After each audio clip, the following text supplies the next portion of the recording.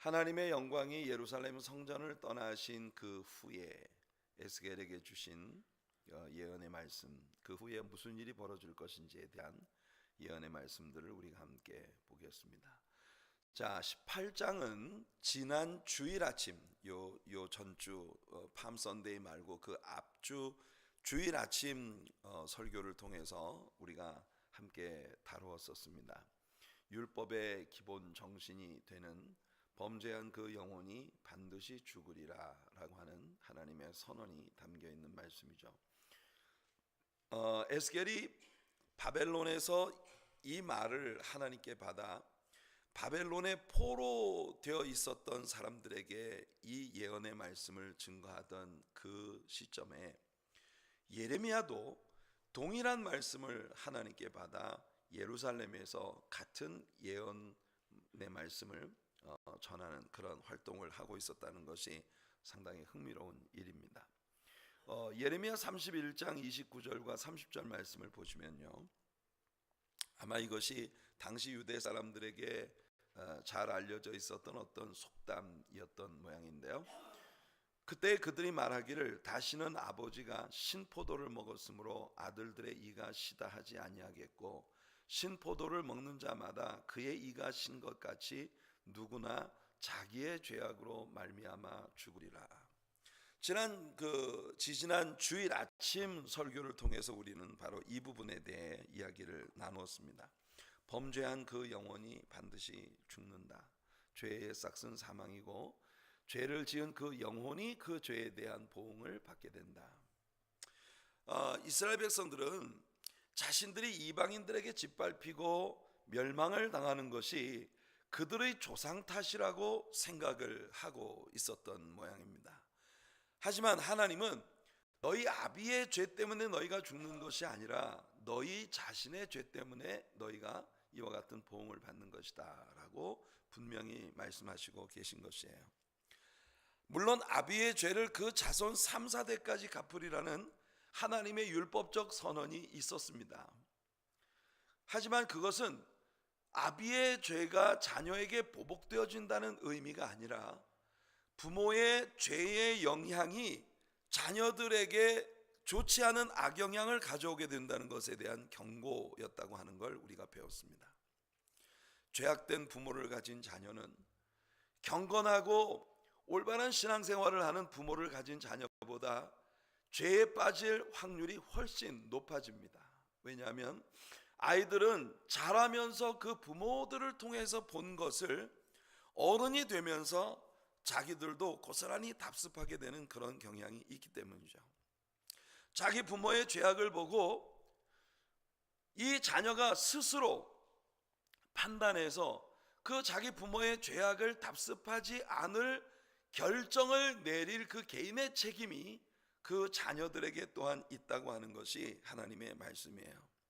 그래서 하나님은 이 에스겔 18장의 나머지 말씀에서 비록 죄악된 아비의 아들로 태어났다 하더라도 그 아비와는 달리 우상 숭배에 참여하지도 않고 이웃에게 악을 행하지도 않고 누구를 학대하거나 강탈하거나 하지도 않고 줄인 자에게 음식을 나누어 주며 벗은 자를 입혀주며 가난한 자를 압제하거나 높은 이자로 고리 대금을 하지 않고 하나님의 말씀을 쫓아 순종하면서 살아간다면 비록 이 사람은 그 악을 행하는 아비의 아래에서 태어났지만 절대 그 아비의 죄의 영향으로 이 자식이 죽는 법이 없을 것이다.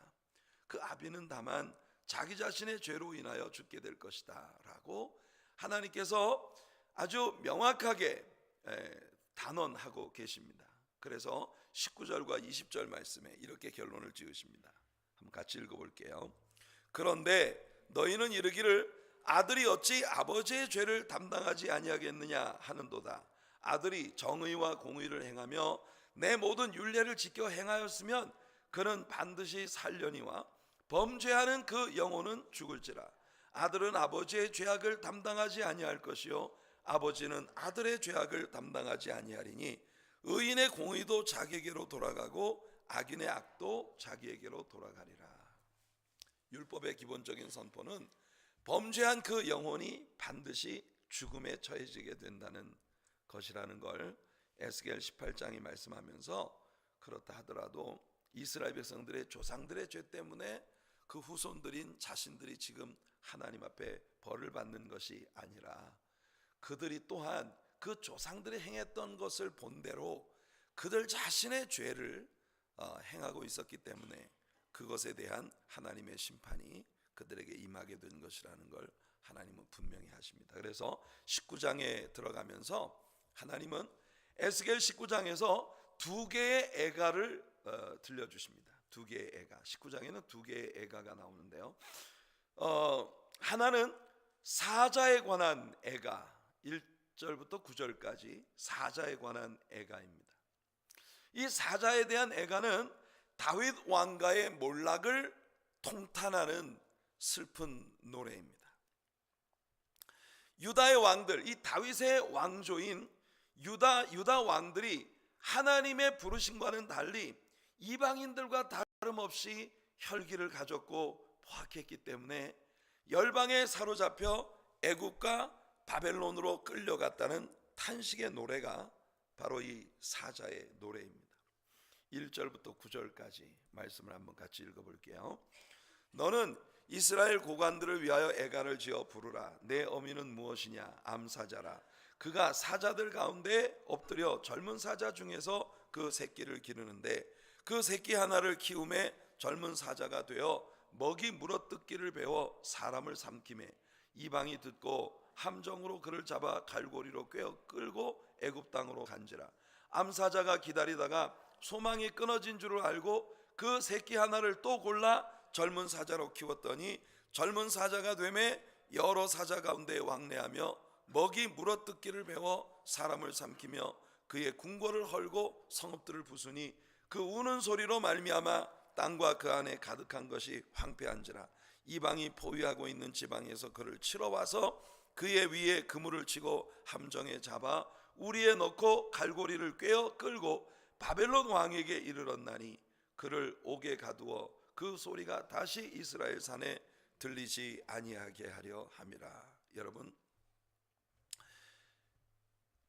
이 하나님께서는 다윗이 일어나게 될 유다 족속을 사자라고 그렇게 부르셨습니다. 여러분들은 죽음의 침상에서 12아들들을 위한 예언을 했던 야곱의 예언 기도를 기억하실 것입니다. 그때 유다에 대해서는 사자 새끼라고 이렇게 불렀습니다. 어린 사자예요. 어린 사자. 근데 하나님께서는 그 예언에 빗대어 다윗 왕가가 사자로 표현되고 있는 그 부분을 가지고 오늘 이 말씀을 하고 계신 거예요. 하나님께서 유대 땅에 다윗의 후손들을 왕으로 세우셨는데 그 왕조가 결국은 유다에 남겨진 자들은 애굽으로 끌려가고 또 그 나머지 여러분 유다의 마지막 왕 시드기야가 눈이 뽑힌 채로 바벨론으로 끌려가면서 바벨론의 3차에 걸려서 모든 유다 사람들이 포로로 끌려가게 되는 그 광경을 이 애가 속에 넣어서 하나님께서 말씀하고 계신 것입니다. 이 애가가 에스겔의 애가가 아니고 우리 하나님의 애가라는 사실을 우리는 이 애가의 내용을 통해 알게 됩니다. 이 애가를 부르신 하나님께서 훗날 예루살렘을 향하여 또 다시 애가를 부르셔야 했습니다. 마태복음 23장 37절로 39절을 보면 예수님의 애가가 나옵니다. 예루살렘아 예루살렘아 선지자들을 죽이고 내게 파송된 자들을 돌로 치는 자여 암탉이 그 새끼를 날개 아래 모음같이 내가 내 자녀를 모으려 한 일이 몇 번이더냐. 그러나 너희가 원하지 아니하였도다. 보라 너희 집이 황폐하여 버려진 바 되리라. 내가 너희에게 이르노니 이제부터 너희는 찬송하리로다. 주의 이름으로 오시는 이여 할 때까지 나를 보지 못하리라 하시니라. 예수님께서 몰락하게 될 예루살렘을 내려다보시며 슬피 우셨던 이 감람산에서의 슬픔의 노래를 이 말씀이 담고 있습니다. 우리를 기르시고 우리에 대해 관심과 사랑을 가진 분은 진실로 우리 주님입니다. 이 세상에서 진정으로 여러분에 대해 염려와 사랑을 가진 분이 누굴까요? 여러분의 직장 상사, 혹은 우리 교회에 있는 여러분들이 사랑하는 그 누구, 혹은 여러분들의 가족 중 누구일까요? 그렇습니다, 여러분.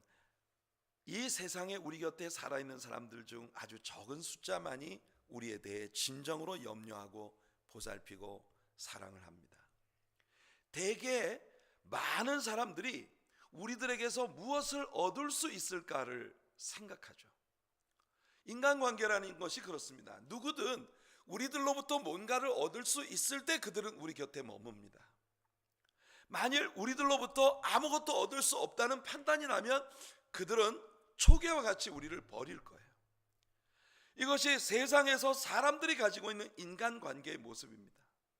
하지만 우리 주님은 우리가 주님을 위해 아무것도 할 수 없을 뿐만 아니라 주님을 위해 어떤 선한 일도 행하기도 전에 벌써 우리를 사랑하여 당신 자신을 십자가 위에서 아낌없이 내어주신 것입니다. 그러니 여러분 확신하실 수 있는 것, 이 세상 그 어떤 존재보다도 진정으로 나를 케어하시고 나를 사랑하시고 나를 보호하시고 내 곁에 계시기 원하시는 분은 우리 주님이시라는 거예요. 이 세상의 그 무엇과도 여러분들이 믿는 그 주님을 바꿀 수 없는 그런 주님을 향한 사랑을 가지는 여러분들이 되시기를 예수님 이름으로 축복해 드립니다. 예루살렘을 향한 예수님의 애가와 그들을 주께서 얼마나 사랑하셨는지 오늘 아침 새벽 예배를 통해 우리가 함께 다루었던 요한복음 13장 1절에서 자기 때가 이미 이른 줄 아시고 주께서 자기 사람들을 사랑하시되 끝까지 사랑하시니라 라고 했던 말씀을 우리는 배웠습니다.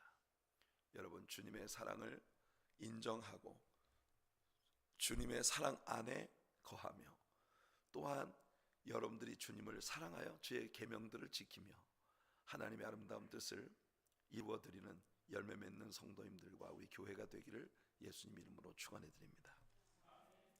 에스겔 19장에 나오는 두 번째 애가는 뽑혀 옮겨질 포도나무의 애가입니다. 그것은 곧 유다 나라가 이제 포로로 잡혀가게 될 것을 인하여 슬피 우는 애가입니다. 자, 10절부터 14절까지 말씀을 한번 읽어보겠습니다. 시작.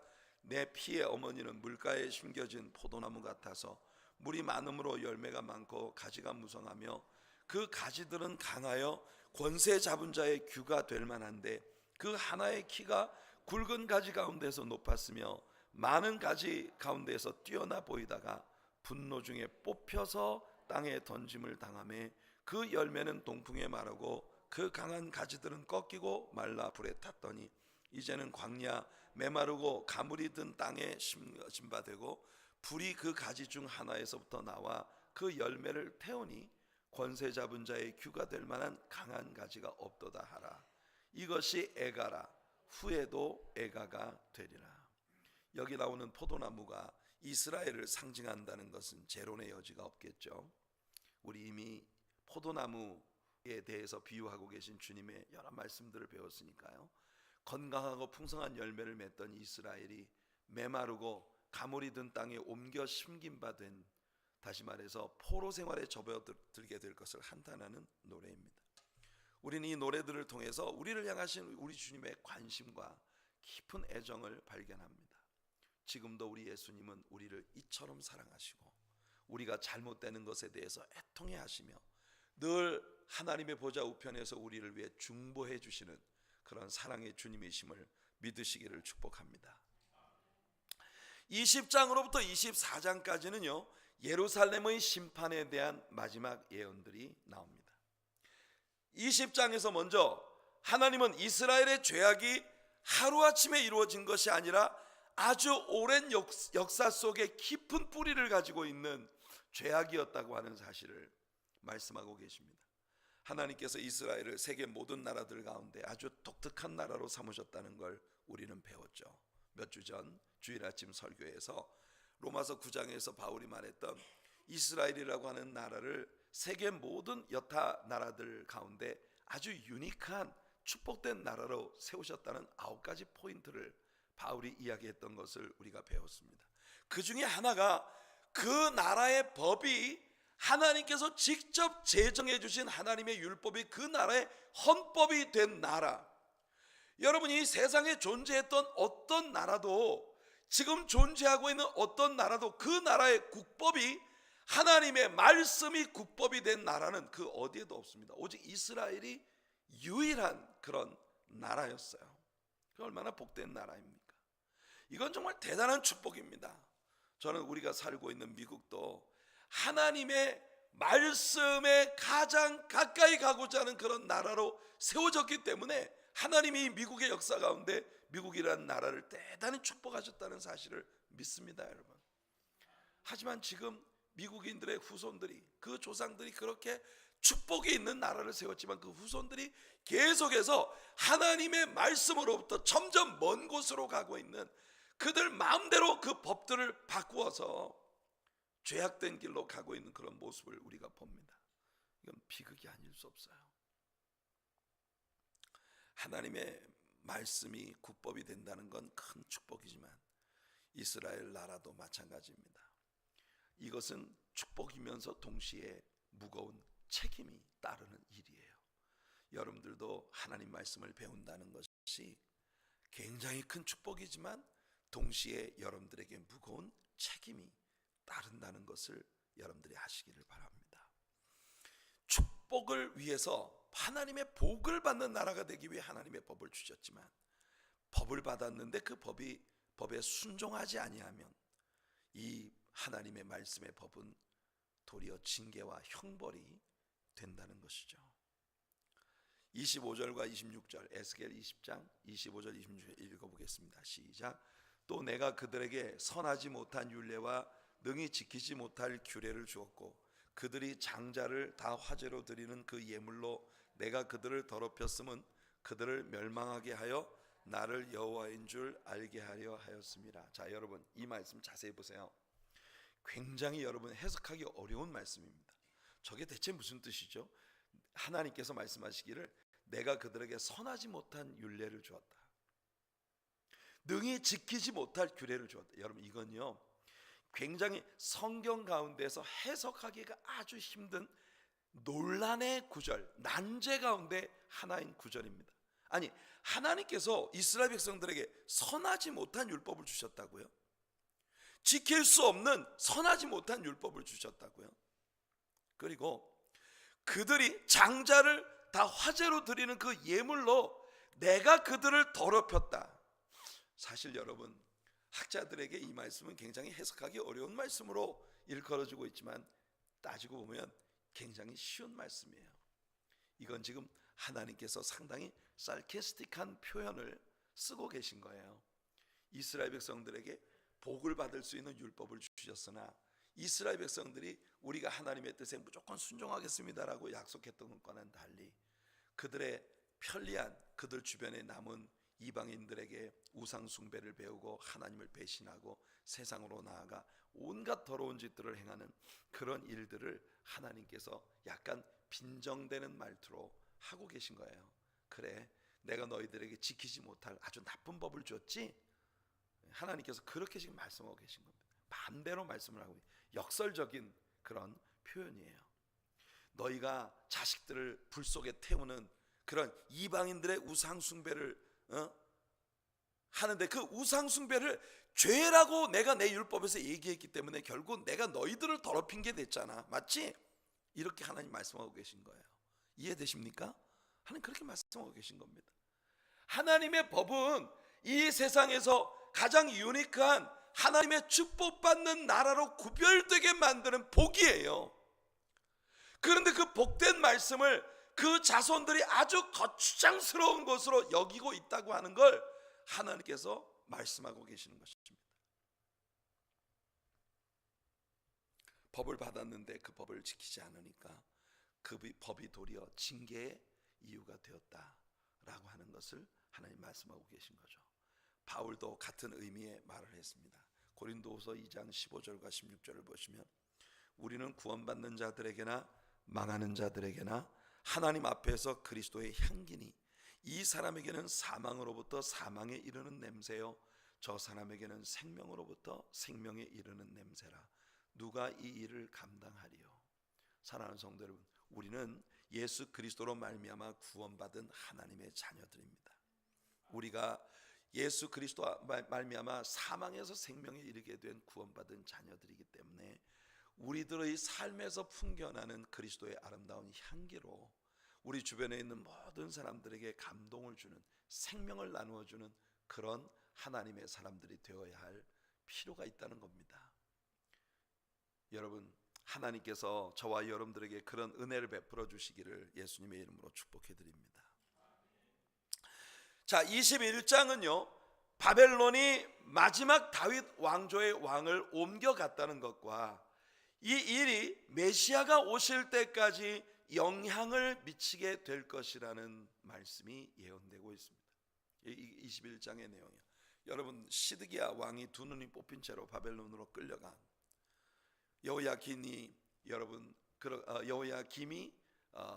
그 바벨론으로 끌려가서 포로 수용소에서 수용되어 있다가 여러분 나중에 왕권이 회복이 되어져서 바벨론에 남아있는 날들 동안 왕의 대우를 받았던 일들에 대해 여러분들에게 말씀을 드렸습니다. 이렇게 바벨론의 영향 안에 이스라엘 나라가 들어가게 되면서 결국 그 바벨론으로부터 시작되어진 바벨론 종교적 전통이 로마 정부에 의해서 계승되어질 때 로마의 영향 아래에 있었던 이스라엘, 메시아가 오실 때까지 뿐만 아니라 그 메시아가 오셨던 예수님의 시대까지 이것이 영향이 될 거라는 거예요. 뿐만 아니라 훗날 예수님의 재림이 이루어질 때까지도 바벨론은 아직도 이 세상의 배후에서 하나님을 거슬리는 악의 축으로 계속 역사되어질 것이라는 겁니다. 예수님이 재림하신 후에야 무너졌도다 큰 성 바벨론이여, 이 세상에서 하나님을 거스리는 죄악의 뿌리가 되었던 바벨론이 멸망하게 될 것을 성경은 우리들에게 보여주고 있는 것입니다. 22장은 예루살렘의 파멸에 대한 하나님의 선포입니다. 하나님은 먼저 패역한 선민들을 심판하라고 하십니다. 에스겔 22장 1절 2절입니다. 같이 읽어볼게요. 또 여호와의 말씀이 내게 임하여 이르시되 인자야 내가 심판하려느냐? 집사님? 네, 같이 읽어볼게요. 저는 이 말씀이 떠 있는 줄 알았어요. 시작. 또 여호와의 말씀이 내게 임하여 이르시되 인자야 내가 심판하려느냐? 이 피 흘린 성읍을 심판하려느냐? 그리하려거든 자기의 모든 가증한 일을 그들이 알게 하라. 이어서 하나님은 유다 백성들 안에 개인적 윤리가 무너졌다는 걸 말씀하십니다. 그 개인적 윤리의 무너짐은 결국 사회적 기강을 무너뜨리게 되고 결국 타락한 백성들의 모든 죄악은 우상 숭배로 귀결되게 됩니다. 그들은 우상 숭배로 스스로를 더럽혔다고 하나님이 말씀하십니다. 그 결과 그들 스스로 하나님의 심판을 초래하게 되었다는 거예요.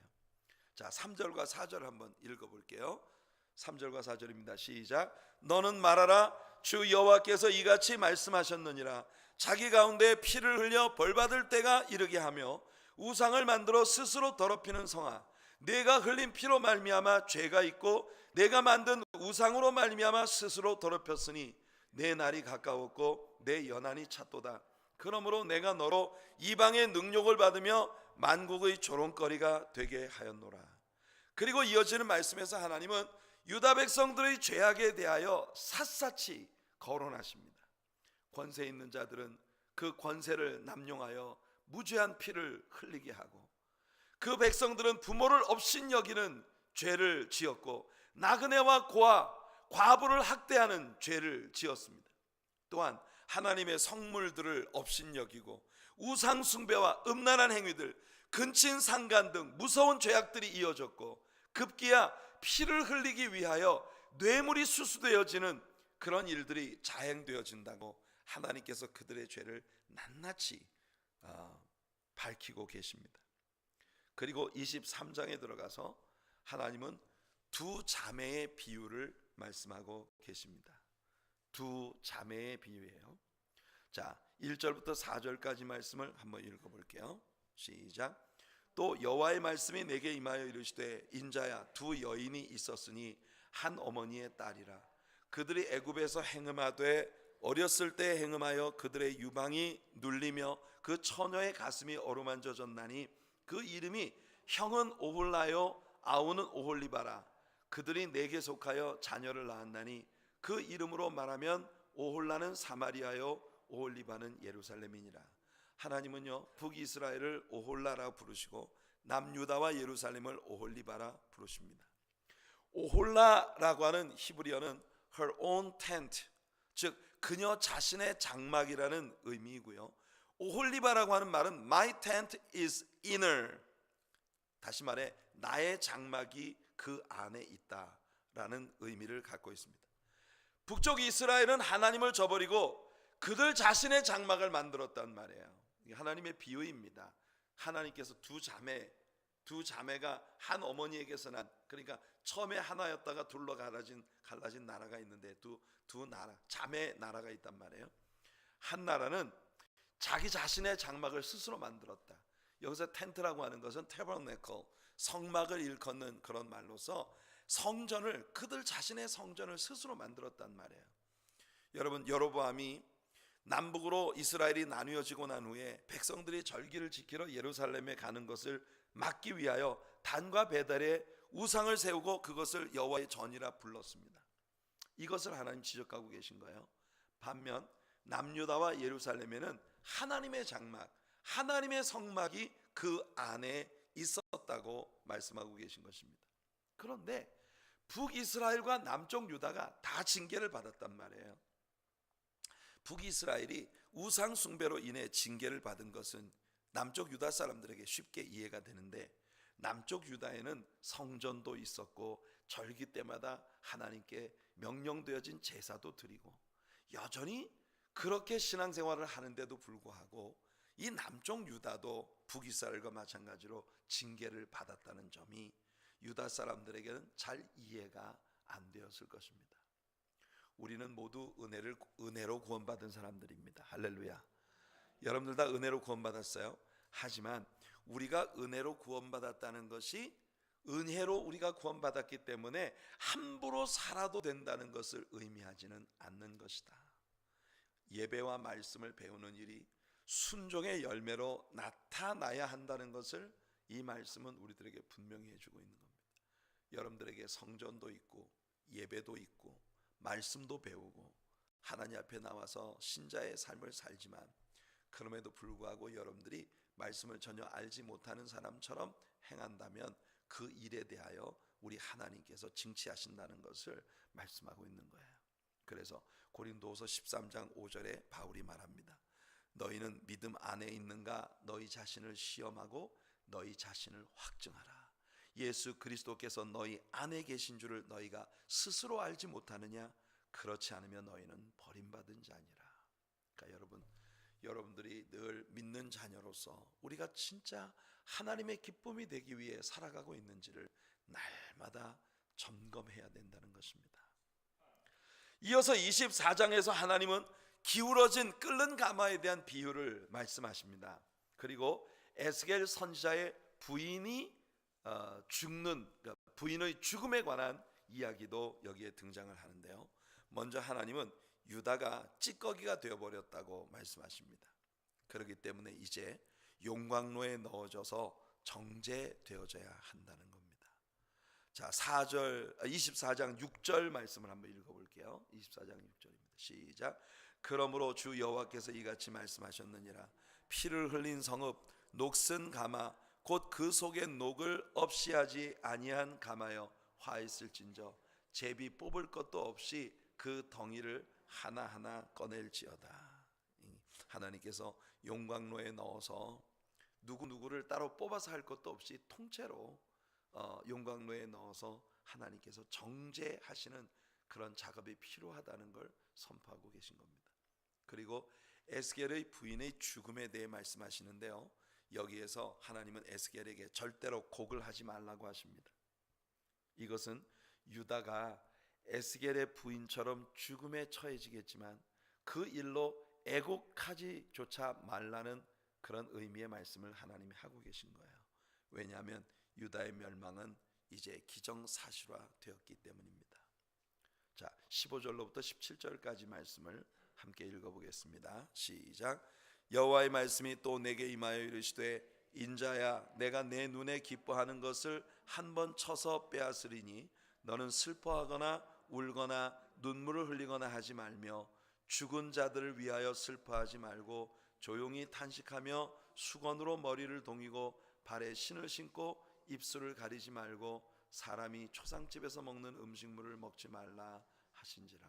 자, 이 말씀은 에스겔의 부인이 죽을지라도 그 부인을 위하여 슬피 울거나 애곡하거나 이 이방 사람들이 초상집에서 하는 그와 같은 일들을 하지 말라고 말씀을 하시는데, 유다 나라의 멸망이 이제 기정사실화되었기 때문에 유다 나라가 멸망을 해도 울지 마라. 우리는 때때로 성경에서 하나님께서 내게 다시는 이것에 대해 기도조차 하지 말라고 하는 말씀을 하시는 걸 봅니다. 예를 들면 여러분, 모세와 아론이 하나님께서 그들을 가나안 땅에 들어가지 못하게 하신다고 할 때 하나님께 나아가 기도합니다.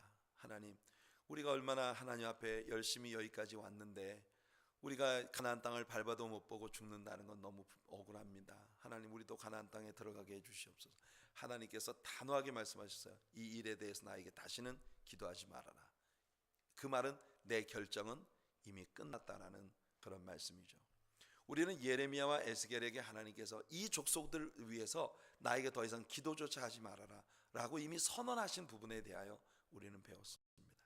그런 맥락의 말씀을 하나님께서 하고 계신 겁니다. 자, 이렇게 북왕조 이스라엘과 남왕조 유다의 멸망이 기정사실화되어지는 그런 선언이 이제 선포된 겁니다. 여러분, 하나님의 영광의 임재, 시카이나, 그 visible glory, 하나님의 영광이 이곳에 계시다는 걸 눈으로 확인할 수 있는 그 영광스러운 하나님의 임재의 영광이 예루살렘을 떠나버리고, 예루살렘을 떠나시고 난 이후에 남겨진 이스라엘은 이렇게 참담한 멸망이 기정사실화되어진 이런 상태까지 오게 되었다는 것인데요.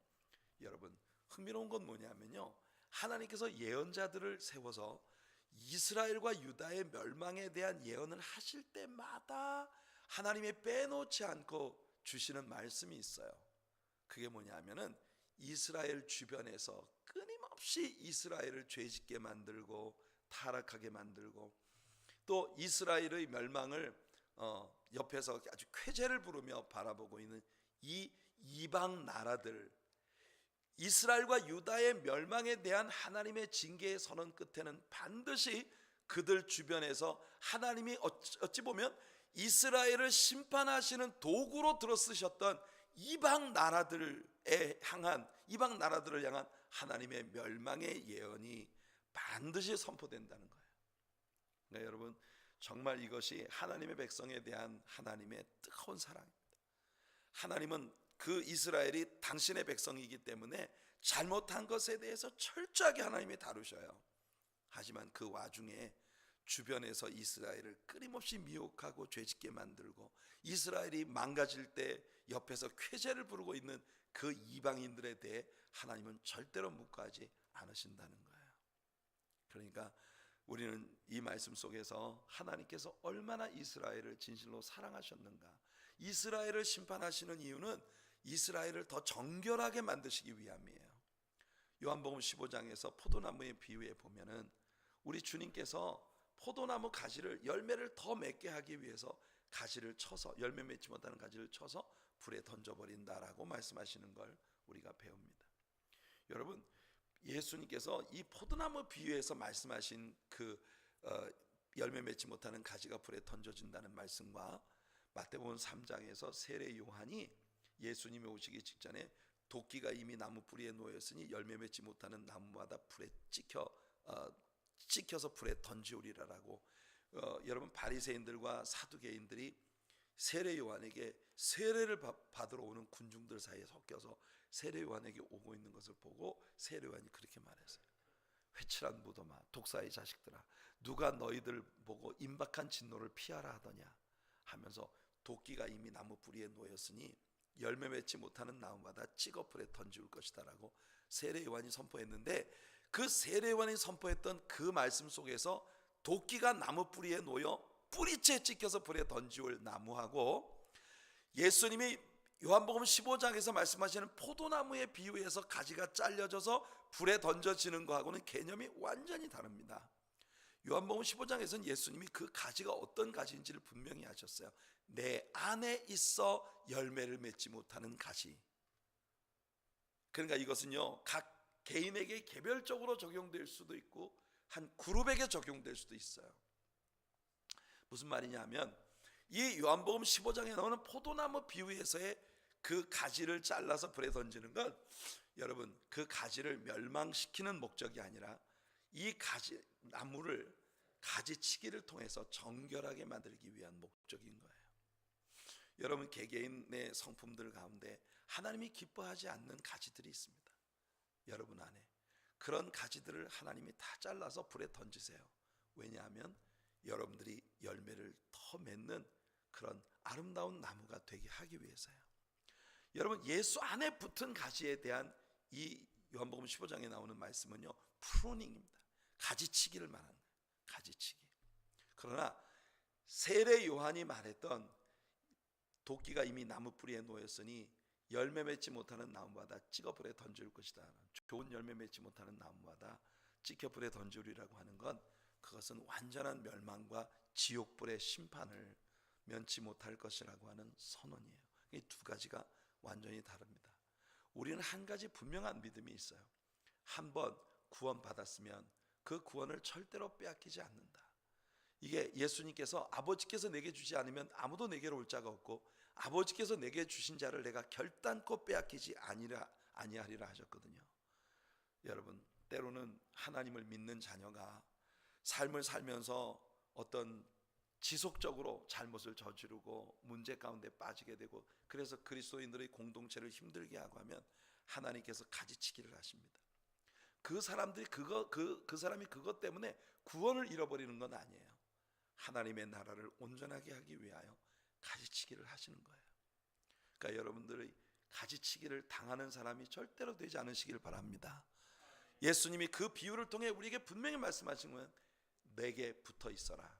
붙어 있으면 가지처럼 열매를 절로 맺는다.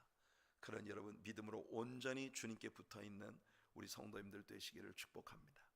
그래서 이제 25장으로부터 오늘 저녁 우리가 함께 다루기로 한 32장까지는 전부 이스라엘 주변에 있는 이방 나라들에 대한 하나님의 심판의 경고를 담고 있는 거예요.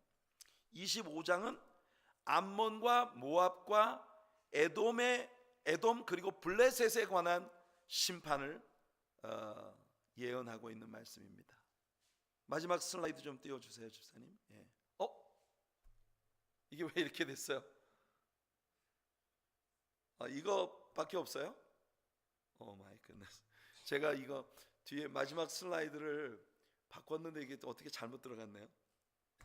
저렇게 6칸을 카피를 해놓고 그 내용을 다 타이핑을 했는데, 그 타이핑을 하기 전에 슬라이드가 세이브가 지금 된 모양입니다. 자, 그럼 여러분 보세요. 25장은 암몬과 모압, 에돔과 블레셋에 대한 심판의 예언이고요. 26장은 두로에 대한 심판의 예언입니다. 27장 두로에 대한 애가이고요. 28장은 두로의 왕에 대한 심판의 예언입니다. 29장과 30장은 애굽에 대한 심판의 예언과 애굽에 대한 애가가 이어집니다. 그리고 31장, 32장은 바로에 대한 심판의 예언과 바로의 위대함과 영광에 대한 묘사, 그리고 그 파멸과 몰락에 대한 예언, 그리고 그 파멸에 대한 애가, 이 말씀들이 32장까지 이어지고 있어요. 이것은 우리가 역사 속에서 계속 반복되는 이야기이고, 이스라엘 주변 국가들에 대한 하나님의 보수하심에 대한 그런 예언들을 담고 있는 말씀들입니다. 여기까지 하겠습니다. 오늘 일찍 끝났죠? 특별 새벽 기도 기간이 계속되고 있기 때문에 내일 새벽 예배에 여러분들이 온전히 나오실 수 있기 위해서 여기까지 하고 마치도록